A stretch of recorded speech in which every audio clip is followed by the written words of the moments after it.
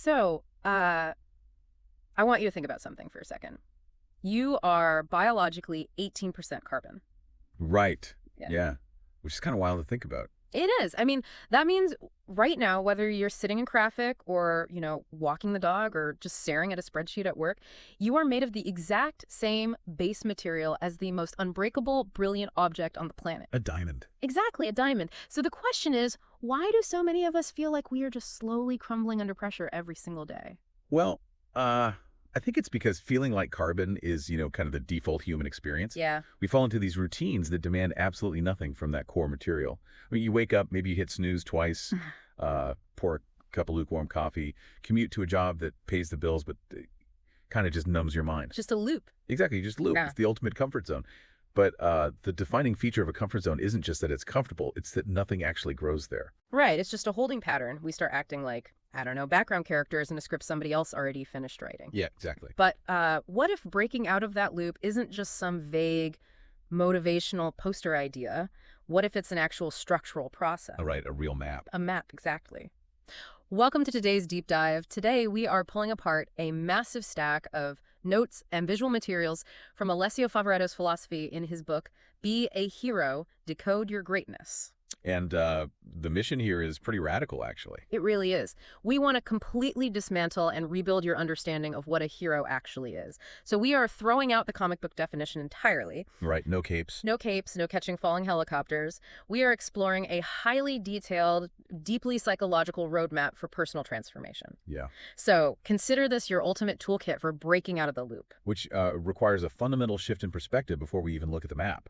I mean, you can't reach a destination if you have the wrong picture of where you are going. Makes sense. And the societal definition of a hero is just incredibly narrow. Yeah. I mean, usually we think of someone making this ultimate physical sacrifice, right? Like risking their life to pull someone from a burning building. Right, and obviously that is incredibly noble. Oh, absolutely. But Favaretto flips the lens here. He asks, what about your own life? Yeah, that internal rescue. Right. He argues that the instant you dare to swim against the current, the moment you decide that navigating uncharted waters to find your actual purpose is worth living for, you become a hero in the making. Because it's an internal rescue mission first. It moves the concept of heroism Right. from external physical salvation to, like, internal psychological liberation. Yeah. You're moving your own life from darkness to light. You Yeah. know, from a state of quiet despair to actual accomplishment. And this entire philosophy is anchored by what he calls the BEA hero code, right? Yes, which centers on this simple but frankly devastatingly heavy question. Why are we here? Exactly. Why are we here?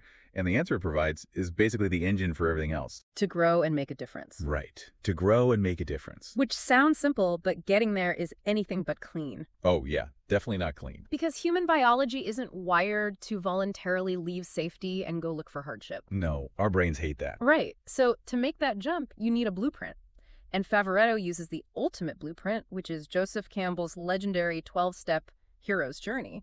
It's the classic structure. It is. Now, I don't want us to just list these 12 steps like a table of contents, because what's really fascinating is how the underlying psychology maps onto the hurdles we all face today. Yeah, because it is a universal psychological mechanism. Mm. I mean, we start at step 0, which Campbell called the status quo. Okay, your ordinary world. Exactly. The 9-to-5 loop, the doom scrolling, that feeling of being stuck we just talked about. Yeah. It's safe, but it's sterile. Then comes the call to adventure. Something disrupts the loop. It could be a sudden job loss, a breakup, or honestly, just a quiet, unbearable realization that you cannot spend another 30 years doing what you're doing right now. And most people ignore the call, right? Oh, almost always. They hit snooze on it because crossing the threshold, moving from the old safe world into the new chaotic world, it triggers every alarm bell in our nervous system. Yeah, the amygdala just fires like crazy. But let's say you take the leap. You get some assistance, maybe a mentor or a sudden burst of courage, and you depart. That's when things get real. Very real. Because the moment you step out of the ordinary world, you don't get a parade. You hit the trials. Right. You step directly into the chaos. The trials are where you are challenged to take action, to solve the riddles of your new environment. And these trials culminate in the famous psychological hurdle, which is fighting the dragon. Okay, let's pause on the dragon for a second. Sure. Because obviously we aren't talking about a literal flying reptile. Why a dragon? Like, what is the psychological mechanism here? Well, think about mythology. Yeah. Dragons hoard gold, right? Right. They sit inside dark caves guarding treasure. So the metaphor is that the thing you value most is guarded by the thing you fear most. Wow, okay. You don't fight the dragon just to kill it. You fight it to unlock what it's keeping from you. That is the perfect way to look at it. All right. So the dragon represents your absolute worst internal fear. Exactly. Imposter syndrome, the terror of bankruptcy. The fear of public humiliation or being outcast. Yes. Facing it brings on the crisis stage, where the old version of you effectively dies so the new version can be reborn. Which is what Campbell meant when he famously said, "The cave you fear to enter holds your treasure." Exactly. Okay, I want to push back on this framework a bit, though. Go for it. Because look, if I am entering my cave to fight my dragon to get my treasure, isn't that inherently a bit selfish? I see what you mean. Like, how does achieving my own self-actualization make me a hero to anyone else? It honestly sounds like I'm just winning at my own solo game. Well, it's actually the most common trap people fall into when analyzing self-improvement. It can easily feel like an ego trip. Yeah, very easily. But this philosophy explicitly counters that notion with the concept of the ripple effect. Okay. True heroism requires that second part of the code we mentioned earlier. The make a difference part. Exactly, making a difference. The argument is that the moment your dreams come true, you become a profound source of influence to everyone who is still trapped in the status quo. How does that mechanism actually work in practice, though? Is it just that seeing someone else escape the 9-to-5 grind proves to me that the exit door is real? Yes, it is exactly a proof of concept. I mean, most people don't try to escape their loop because they literally cannot envision a world outside of it. Right, they can't even see the door. Exactly. By watching you conquer your quest, you ignite a flame of inspiration. You force them to see the light of infinite possibilities. Your journey redeems their living spirit, allowing them to finally envision their own purpose. So by breaking my own loop, I'm practically handing them the map to break theirs. I'm taking the hit first to show them the path is survivable. Precisely. Greatness always originates from one another. No monumental mission was ever achieved entirely alone. Your success acts as the assistance someone else desperately needs to answer their own call to adventure. That's powerful. There is actually a quote from the 19th century abolitionist Robert Ingersoll that serves as a cornerstone here. He said, "We rise by lifting others." We rise by lifting others. Yeah. Your self-actualization isn't a solo endeavor at all. It is intrinsically linked to lifting the collective around you. Well, that reframes the whole selfishness argument beautifully. But let's be pragmatic for a second. Okay. If we go back to the mechanics of that journey, facing the trials, entering the dark cave, fighting your deepest psychological fears, human biology is going to scream at you to retreat. Oh, absolutely. You can't just stroll into an existential crisis in a t-shirt and jeans. You are going to get emotionally battered. Yes, you are. So how do we trick our own psychology into feeling safe enough to actually cross that threshold? Well, you need a mental tool, a psychological shield. Which brings us to the core visual identity of Favaretto's philosophy, the emblem of the Galea. Right, the BEA hero emblem. I was looking at this earlier. It's not just a slick, modern graphic or like a corporate logo. That was very intentional. It is specifically designed to resemble a Galea, the heavy, distinct helmet worn by ancient Greek and Roman battlers. It has that strong central crest, the solid cheek guards, the narrow slits for the eyes. When you look at it, it feels totally impenetrable. And its function in this framework is highly deliberate. You are entering the most chaotic phase of your transformation. Right. You are a hero in the making, which means you are vulnerable. You don't have all the skills yet. You're still fragile. Exactly. So the Galea is designed to protect you, to mystify your enemy, hide your weaknesses, and serve as a talisman of good fortune while you are in the crucible. I sort of look at it as an emotional suit of armor. It's essentially a set of psychological training wheels. That's a great way to put it. When you first answer the call, you are terrified. Your knees are shaking. The Galea is a mental construct you wear to basically fake it till you make it. Yeah. It hides your panic from the outside world and from the dragon while you figure out how to actually swing the sword. And there's a deep neurological reason why symbols like this work so well. Oh, really? Yeah.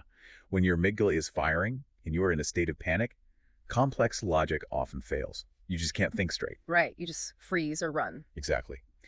But symbols bypass that entirely. They are powerful gates to the deeper, less conscious levels of the human experience. They evoke profound emotions and memories instantaneously. That makes total sense. In fact, the word logo originates from the Greek word logos, which means reason or logic. Wow, okay. Meaning the emblem isn't just a cool drawing. It's literally a rational construct to ground your brain when everything around you feels irrational and dangerous. Exactly. It's an anchor. And the philosophy actually gives you a Latin motto to attach to this anchor. Which is? Erit Heros, which translates to be a hero. It's your heroes. Yeah. The idea is that when you look at this emblem, it is looking back at you. It acts as tangible proof that you have officially accepted the adventure. Like a contract with yourself. Precisely. It reminds your subconscious that you are protected inside the helmet while the storm rages outside. Man, that is a brilliant hack to get you through the middle of the journey. But here's the catch with any journey. The goal isn't to live inside the cave. No, definitely not. And the goal definitely isn't to hide behind a heavy helmet for the rest of your life. Eventually, if you survive the trials, you hit step 10 of Campbell's journey. The new life phase. Right, the new life phase. You outgrow your old self. So what happens when you no longer need that armor to claim who you truly are? That is where we arrive at the ultimate metaphorical peak of this philosophy.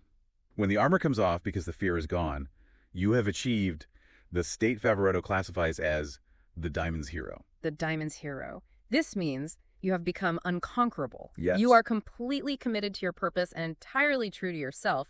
And I love this part because we take this massive, abstract, psychological concept and ground it completely in actual biology and earth science. Yes, we go right back to what you mentioned at the top of the deep dive. The 18% carbon, Right. 18% of the human body is made of carbon. Life as we know it would not exist without it.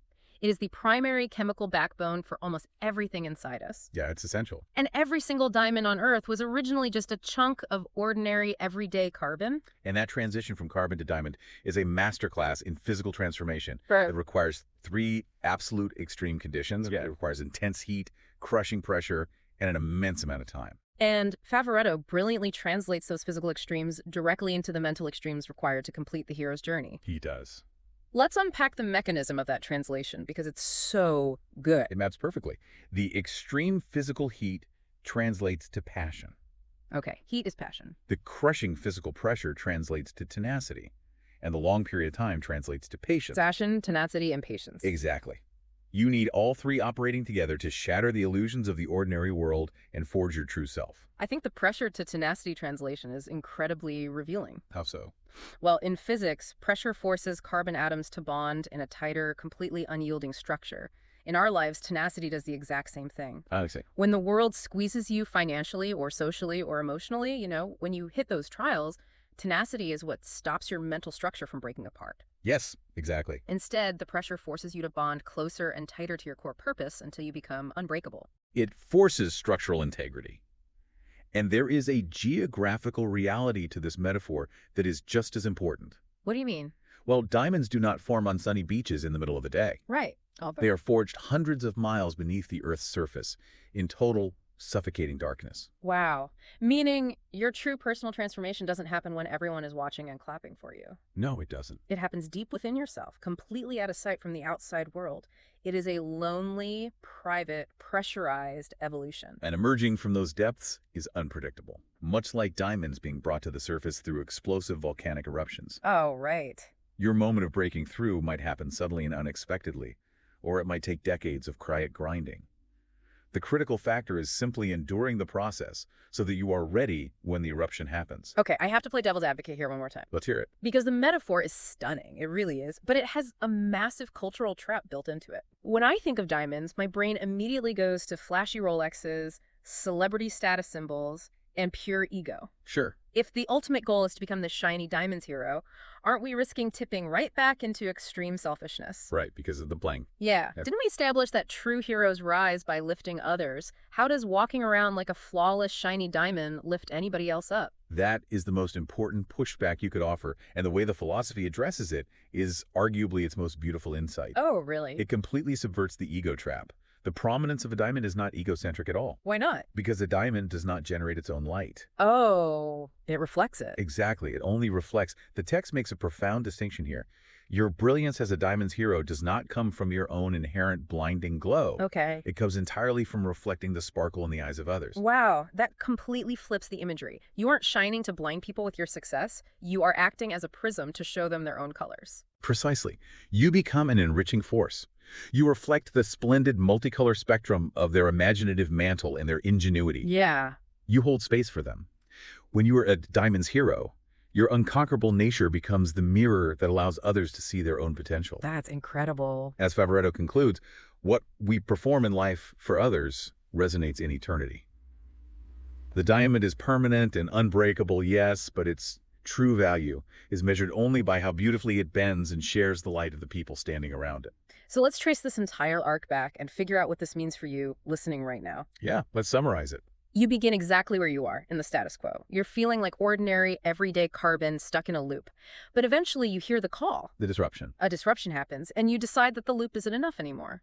So to survive crossing the threshold, you mentally put on your Galea. Right, the helmet. You use that psychological armor to protect your vulnerabilities and hide your shaking knees while you step into the unknown. And once in the unknown, you endure.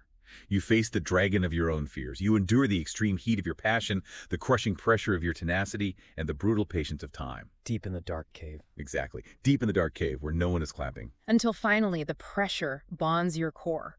You outgrow the armor. You emerge unconquerable. A diamond's hero. A diamond's hero whose only job now is to reflect light, inspiration, and possibility onto everyone still stuck in their own status quo. It is an incredibly powerful roadmap out of the mundane. It gives you a tactical way to view your own struggles. And it ties back to a quote from the renowned speaker Les Brown, which Favaretto includes as a vital reminder of where this all starts. That's quote. Brown said, "Life has no limitations except the one you make." Except the one you make. And that brings us to the final thought we want to leave you with today. We talked about how you are biologically 18% carbon. Since the very day you were born, your atoms have contained the exact same base material as the most unbreakable, brilliant object on the face of the Earth. The potential is literally in your cells. Right. The potential isn't some mystical energy you have to go find on a mountaintop. It is physically, literally inside your cellular structure right now. Which means the only thing standing between the carbon you are today and the diamond you could become tomorrow is your willingness to endure the pressure. The raw materials are already there. So we leave you with this to chew on. If you already have the ingredients for absolute greatness built directly into your DNA, what artificial limitations are you placing on yourself today just to avoid the heat and the pressure required to finally shine? It's a heavy realization. Yeah. But acknowledging it is really the only way to find the exit door of your comfort zone. So take off the training wheels or put on the helmet, whichever you need to survive today. It is time to step into your own adventure. Thank you for joining us on this deep dive. We'll see you next time.